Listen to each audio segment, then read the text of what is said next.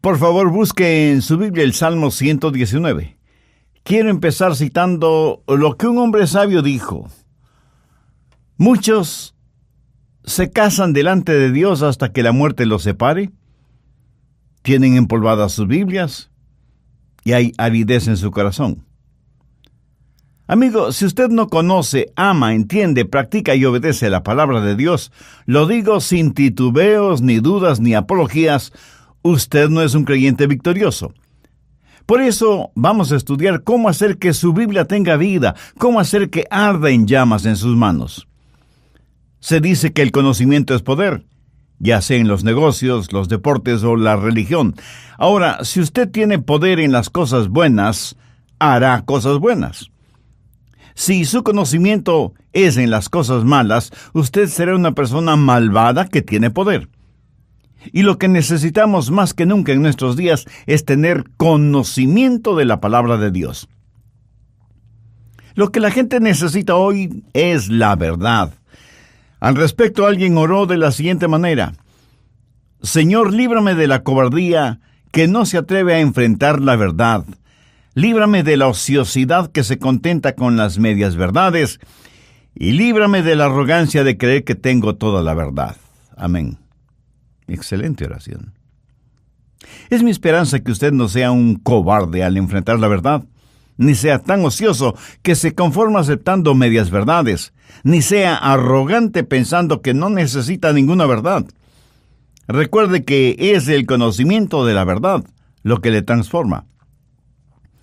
En alguna parte leí, no somos lo que pensamos que somos, más bien lo que pensamos, eso somos. ¿Lo entendió? Permítame repetirlo. No somos lo que pensamos que somos, más bien lo que pensamos, eso somos. Ahora le invito a buscar Proverbios 23:7. La primera parte de este versículo dice, porque cuál es su pensamiento en su corazón, tal es él. Si eso es verdad, si el conocimiento es poder, necesitamos el conocimiento de la palabra de Dios para tener poder espiritual. Necesitamos ser moldeados, motivados y dirigidos por la palabra de Dios. Y sin embargo, para muchos seres humanos, aun para muchos creyentes que me escuchan, la Biblia permanece como un libro cerrado, incomprensible, misterioso. Y aunque muchos dicen que leen la Biblia, en realidad no la entienden. No hay atajos, no hay una forma fácil, cómoda o mágica para entender la Biblia. Es difícil, lo admito, pero no imposible. De hecho, es satisfactorio y desafiante el saber cómo entender la palabra de Dios. El Salmo 119 es el más extenso en toda la Biblia y es en verdad un acróstico que utiliza el alfabeto hebreo. Este salmo está dividido en 22 secciones o estrofas y cada una de estas secciones empieza con una letra del alfabeto hebreo. Y hay un orden lógico en este salmo, en el cual el salmista hace declaraciones acerca de la palabra de Dios para ayudarnos a entenderla.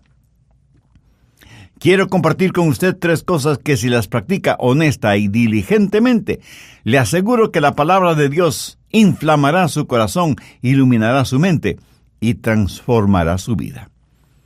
Primero, usted debe apreciar las virtudes de la palabra de Dios.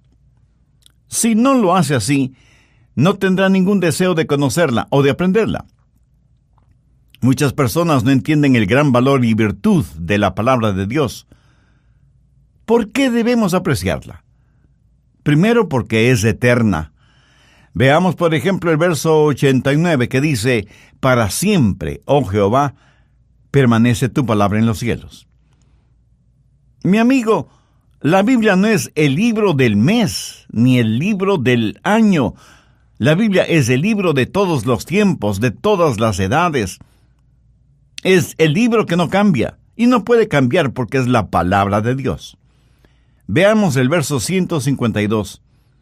Hace mucho que he entendido tus testimonios, que para siempre los has establecido.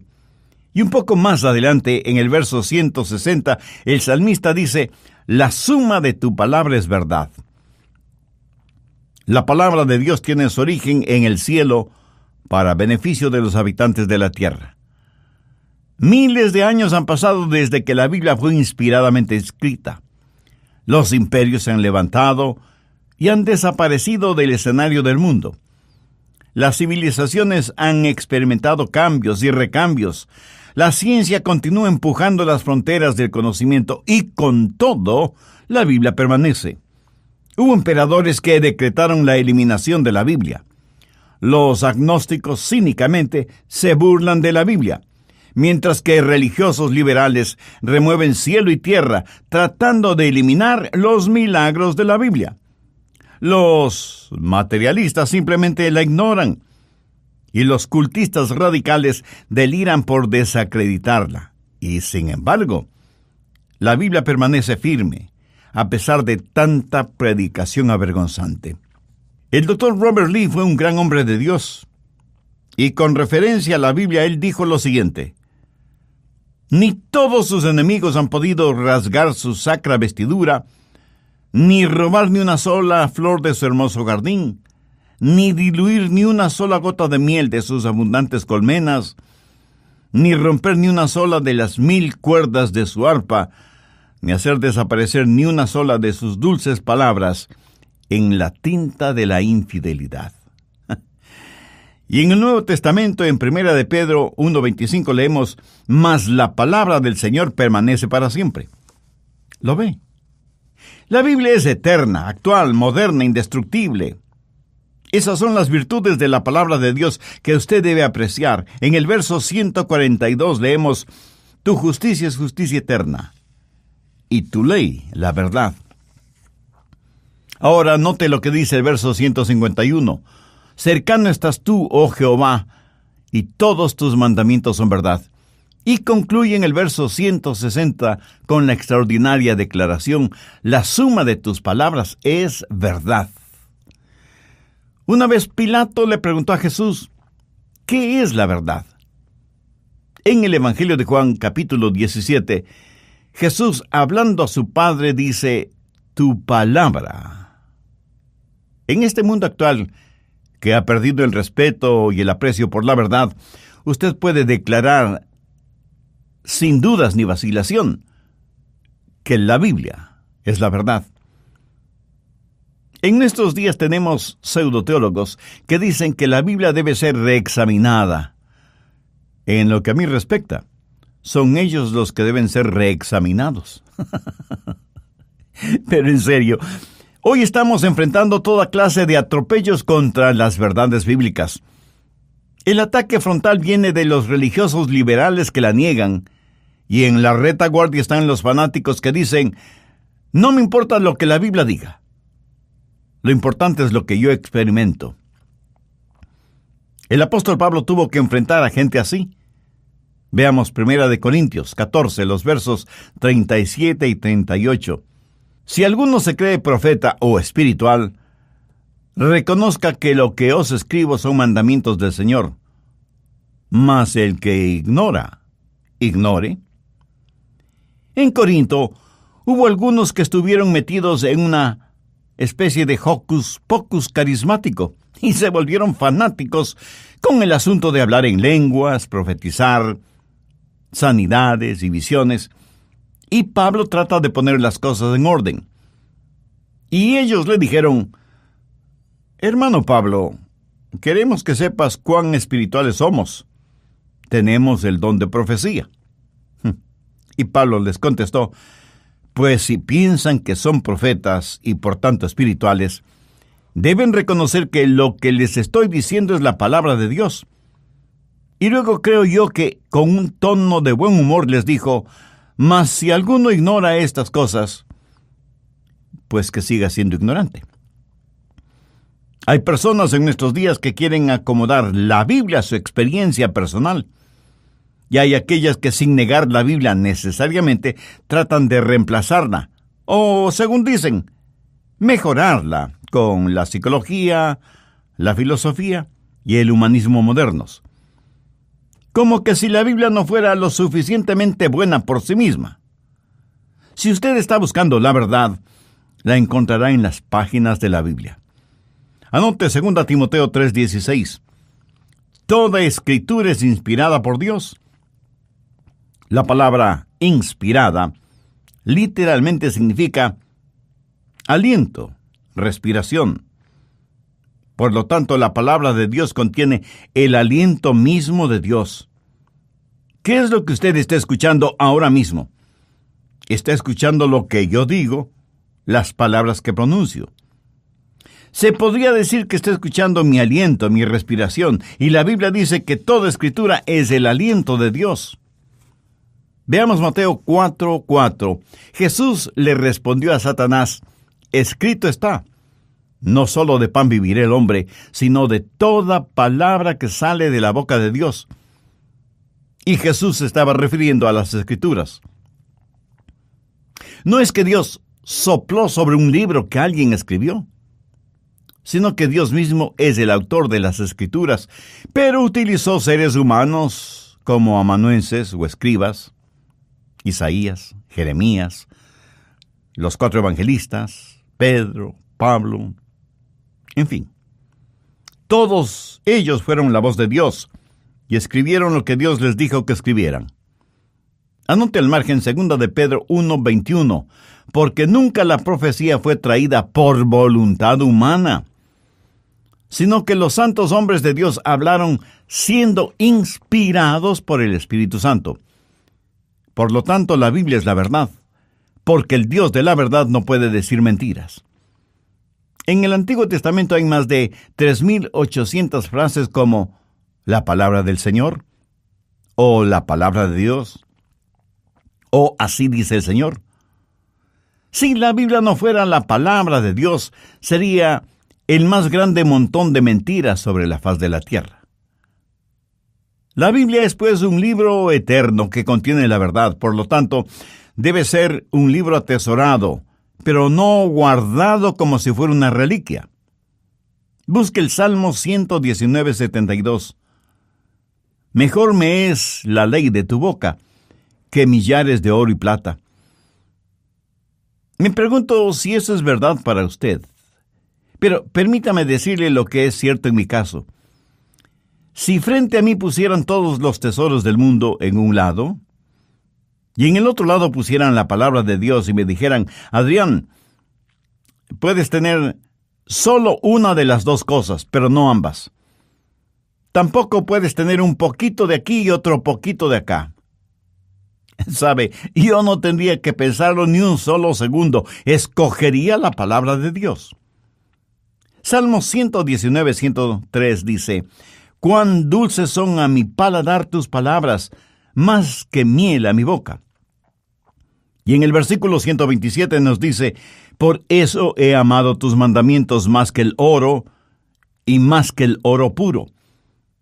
La Biblia es un libro que debe ser atesorado. Los santos y los héroes tuvieron como almohada la palabra de Dios cuando tuvieron que caminar por las congeladas aguas del río de la muerte. Y los mártires que murieron por su testimonio por Jesucristo sostuvieron la bendita palabra de Dios contra sus pechos, mientras ardientes llamas reducían a ceniza sus cuerpos. La iglesia primitiva amó profundamente la palabra de Dios. Nunca se puso en duda su contenido, y muy pocos argumentaban sobre la misma. La palabra de Dios fue predicada, proclamada, diseminada como blanca y ardiente lava. Ellos la amaron, la vivieron, la practicaron, confiaron en ella y la obedecieron. ¿Sabe por qué la Biblia debe ser atesorada? La respuesta es algo que seguramente usted ya conoce o ha escuchado. Cristo me ama a mí, pues su palabra dice así. Eso es. Jesús le ama a usted. Jesús me ama a mí. Y esto no lo digo yo porque sea muy inteligente, sino porque la Biblia lo dice. Usted nunca tendrá una victoria espiritual como creyente si es que usted no tiene amor por la palabra de Dios. Porque la palabra de Dios es como un tesoro. Suponga que sabe que hay un tesoro enterrado en el jardín de su casa. Y si no tiene pico y pala para comenzar a cavar, correrá hasta la ferretería a comprar las herramientas que necesita para empezar la búsqueda de ese tesoro. Mi amigo, la Biblia es el libro de los tesoros de Dios. Segundo, debe asimilar la vitalidad de la palabra de Dios. Estoy usando a propósito la palabra vitalidad, porque significa estar vivo. La Biblia es un libro vivo. Anote Hebreos 4:12, porque la palabra de Dios es viva y eficaz. Ahora busque rápidamente Juan 6:63. Jesús está hablando y les dice, las palabras que yo he hablado son espíritu y son vida. ¿Lo ve? La Biblia es vibrante, está llena de vida. Por eso digo que no solo debe apreciarla, sino que también debe asimilarla. Ustedes, señoras o señoritas que me escuchan, no solo leen las recetas de cocina, sino que las preparan y luego la familia participa de esa novedad culinaria, ¿verdad? Ahora, ¿cómo se asimila la palabra de Dios? Primero, con oración. Salmo 119:12. Bendito tú, oh Jehová, enséñame tus estatutos. ¿Alguna vez ha orado diciendo, Señor Dios, sé mi maestro? Pídale a Dios que le enseñe. Cuando usted ora por algo, ¿qué es lo que sucede? Sus ojos serán abiertos. Salmo 119:18. Abre mis ojos y miraré las maravillas de tu ley. Dios abrirá sus ojos espirituales. Usted tiene escamas sobre sus ojos y hasta que Dios quite esas escamas y usted pueda leer su palabra. Físicamente usted puede tener visión 20/20. Pero espiritualmente Dios tiene que abrir sus ojos para que pueda mirar las estupendas cosas de su ley. En el capítulo 24 de Lucas se relata que Jesús, después de su resurrección, estuvo caminando con 2 discípulos en el camino de Maús y hablaba con ellos acerca del Antiguo Testamento, la ley, los profetas. Ahora ponga atención a lo que dice Lucas 24:45. Entonces les abrió el entendimiento para que comprendiesen las Escrituras. ¿No le gustaría que Dios haga lo mismo con usted? Entonces, ore, y sus ojos serán abiertos. En segundo lugar, su corazón será animado. Mire el verso 36. Inclina mi corazón a tus testimonios y no a la avaricia. Si usted no tiene deseo por la palabra de Dios, ¿por qué no pedirle, oh Dios, inclina, mueve y anima mi corazón? Abre mis ojos, Señor. Mi amigo, sus ojos serán abiertos espiritualmente, su corazón será animado y su mente será iluminada. Veamos el verso 73. Tus manos me hicieron y me formaron. Hazme entender y aprenderé tus mandamientos. Frecuentemente al preparar estos mensajes, dejo de lado mi lápiz, inclino mi cabeza y digo, oh Dios, ayúdame a entender esto. Abre mi entendimiento. Cuando oramos, nuestros ojos serán abiertos, nuestro corazón será animado y nuestra mente será iluminada para entender la palabra de Dios. Pero no solamente debemos orar, sino meditar en la palabra. Salmo 119:15 dice, en tus mandamientos meditaré, consideraré tus caminos. Veamos ahora el verso 147. Me anticipé al alba y clamé, esperé en tu palabra. ¿Sabe lo que eso quiere decir? Bueno, quiere decir, me levanté muy temprano en la mañana y confié en tu palabra. Eso habla de su tiempo de quietud personal con Dios, de su tiempo íntimo devocional. Mire el verso 148. Se anticiparon mis ojos a las vigilias de la noche para meditar en tus mandatos.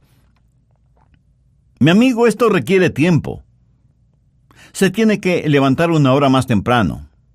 Pero si tiene que hacerlo, hágalo. Si para meditar en la palabra de Dios tiene que irse a descansar más temprano, pues hágalo. Y cuando esté orando y meditando, tenga a la mano un cuaderno y un lápiz y lea la Biblia y espere que Dios le diga algo y anótelo para que no lo olvide. Y cuando lea la Biblia, use su santificado sentido común.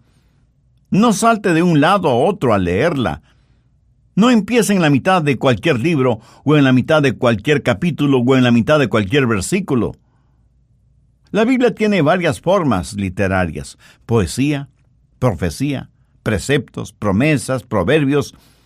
Ahora, si usted trata de convertir un proverbio en una promesa, perderá su religión, porque los proverbios no son promesas. ¿Qué es un proverbio? Un proverbio es un principio general que usualmente se lo aplica para obtener resultados mejores. Por ejemplo, en el libro de Proverbios hay consejos para ser saludable, próspero y sabio. Y usted puede tener estas cosas y sin embargo ser atropellado por un vehículo.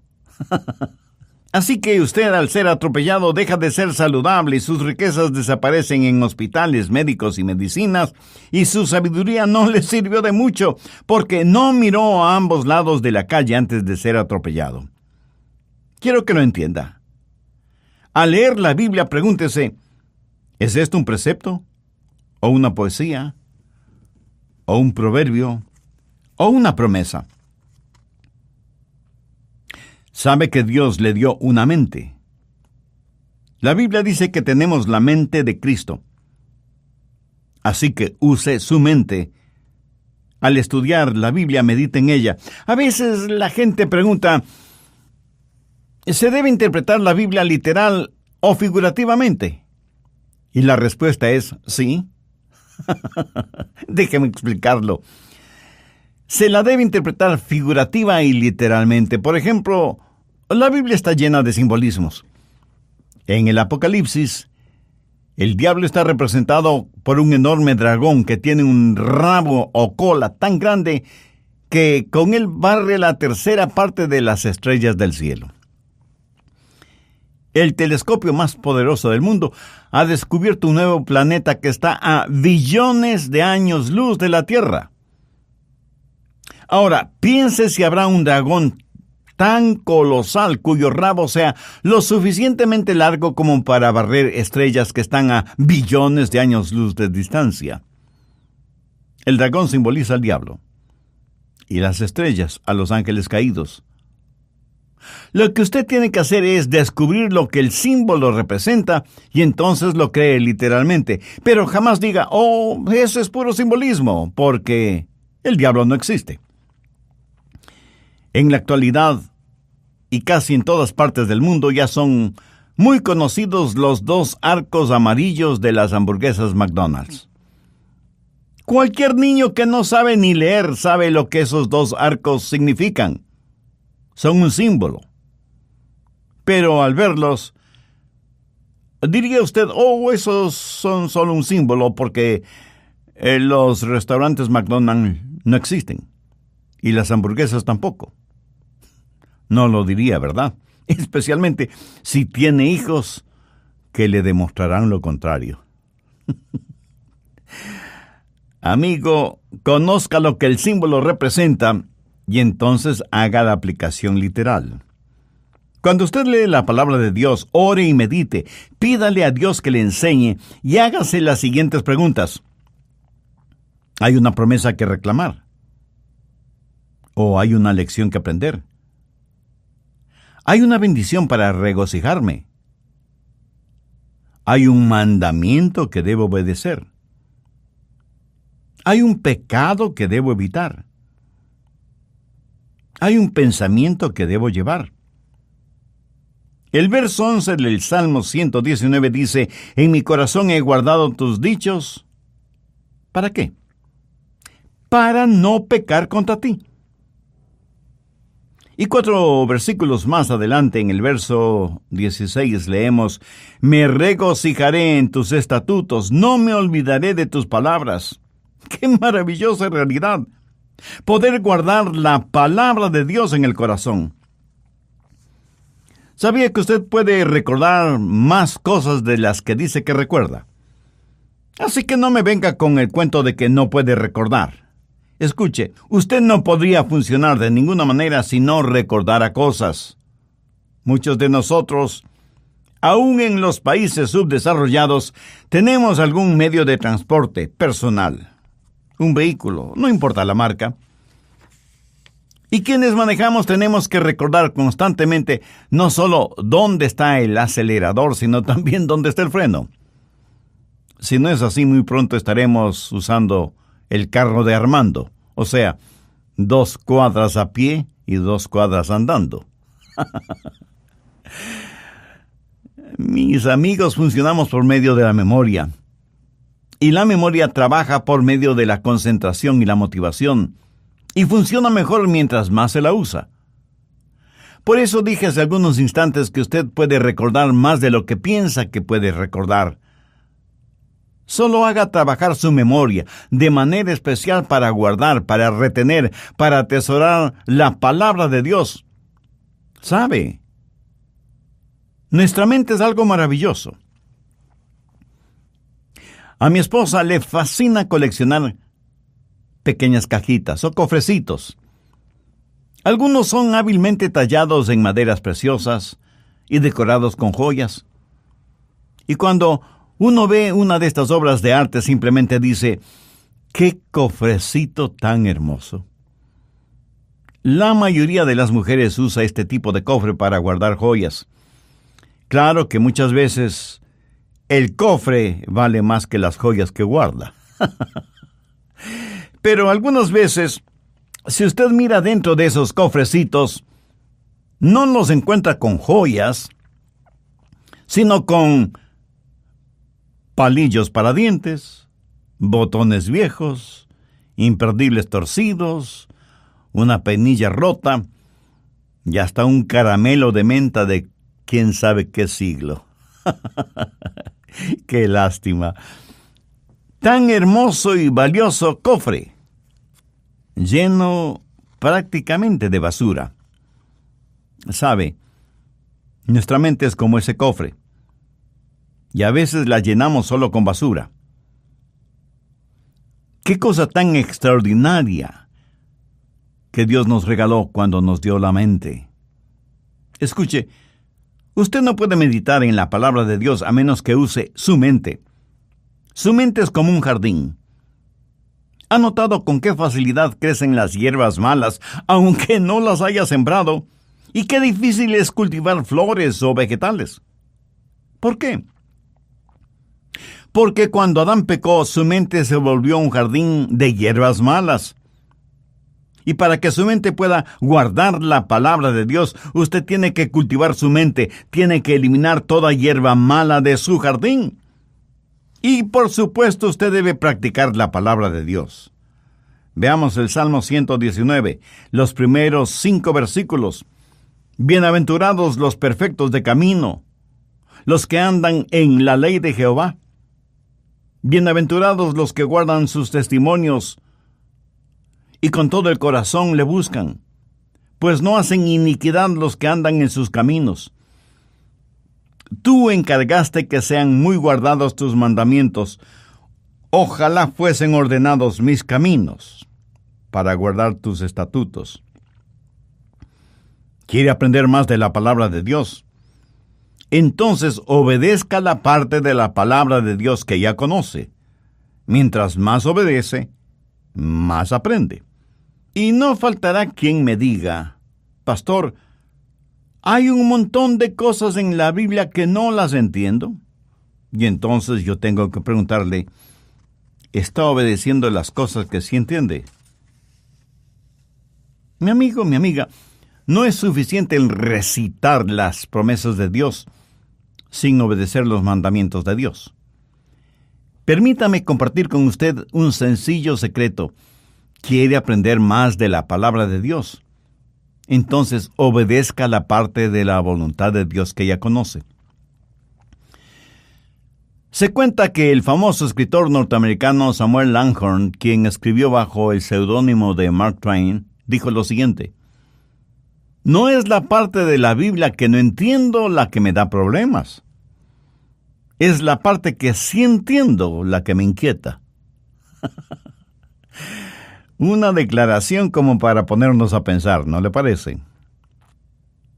Puede haber misterios y cosas que usted no entienda acerca del dedo intermedio del pie izquierdo de alguna bestia en el Apocalipsis. Pero permítame decirle que sí puede entender cuando la Biblia dice que debemos amarnos los unos a los otros. Claro que muchos seres humanos prefieren romperse la cabeza tratando de descifrar los misterios del Apocalipsis que cumplir con el mandamiento de amarnos mutuamente. Es tan difícil el practicar lo segundo, o sea, el amor mutuo, como para preferir sepultarnos en lo primero, o sea, tratar de descifrar los misterios y los símbolos bíblicos. Usted puede entender cuando la Biblia da claros y específicos mandamientos. Si usted empieza a guardar la palabra de Dios, esa palabra se volverá real para usted, y cuando eso suceda, usted querrá proclamarla. Vea lo que dice el verso 13. Con mis labios he contado todos los juicios de tu boca. Y el salmista en el versículo 27 solicita, hazme entender el camino de tus mandamientos para que medite en tus maravillas. Y no debemos dejar de pasar por alto el convencimiento implícito en el verso 46. Hablaré de tus testimonios delante de los reyes y no me avergonzaré. Ahora, este conocimiento que usted tiene debe ser transformador.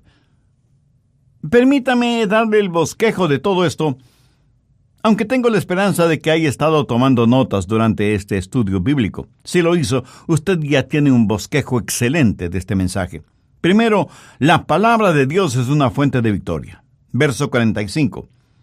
Y andaré en libertad, porque busqué tus mandamientos.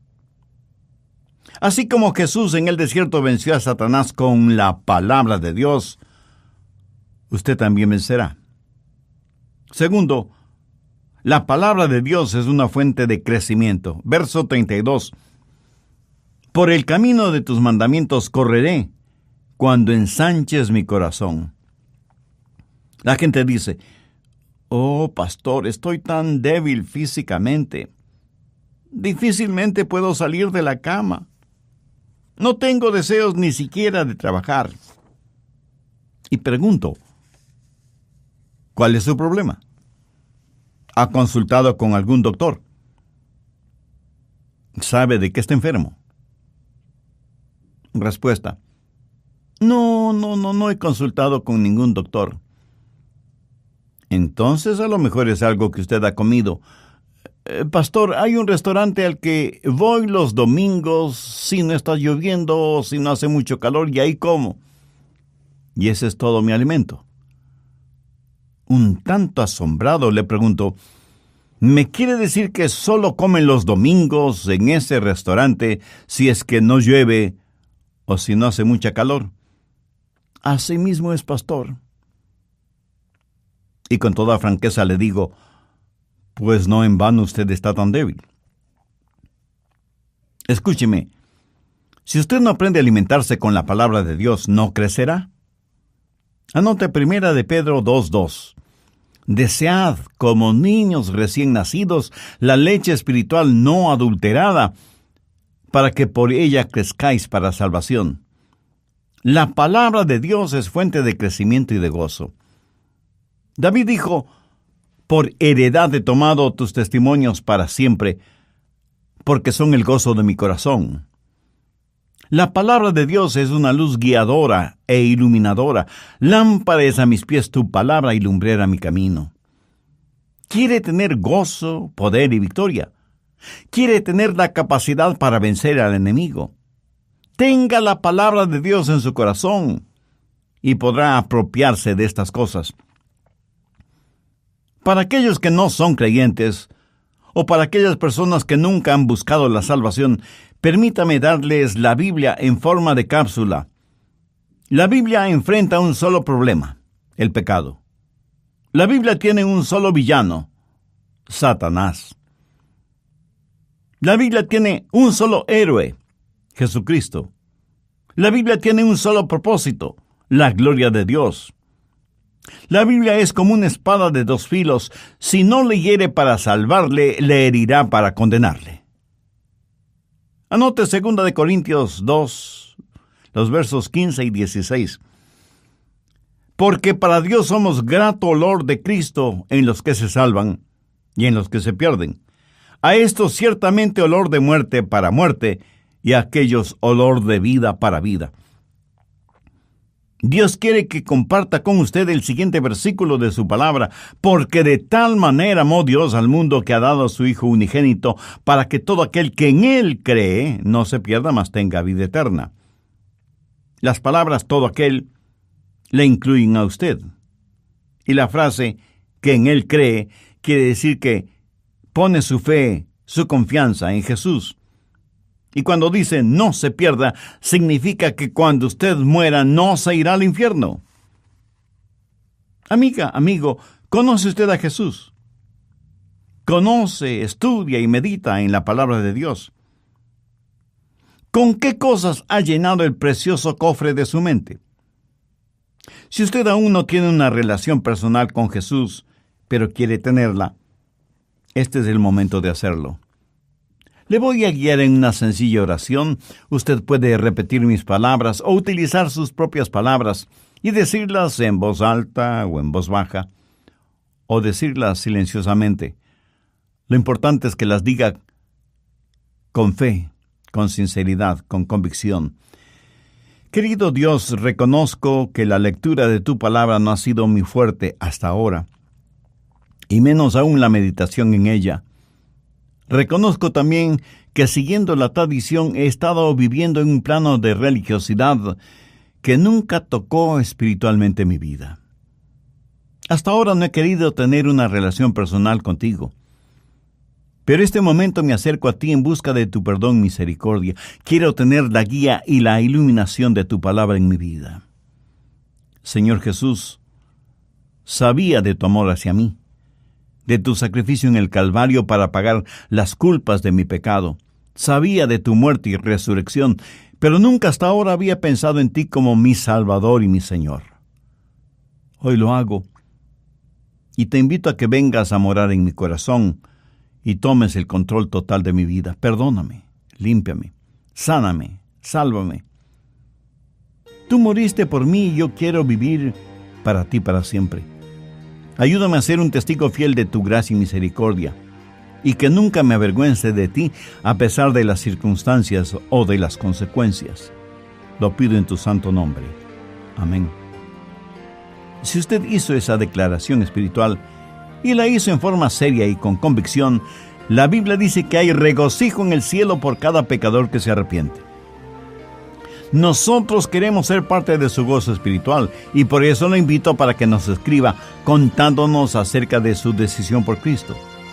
Su carta nos será de bendición y estímulo y además nos dará la oportunidad y privilegio de orar por usted y su nueva vida como creyente en el Señor Jesucristo.